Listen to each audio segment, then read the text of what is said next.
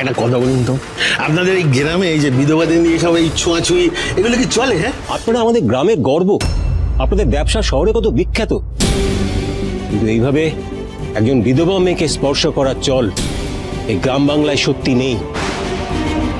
তো অধর্ম হচ্ছে। কিসের অধর্ম? হ্যাঁ, কিসের অধর্ম?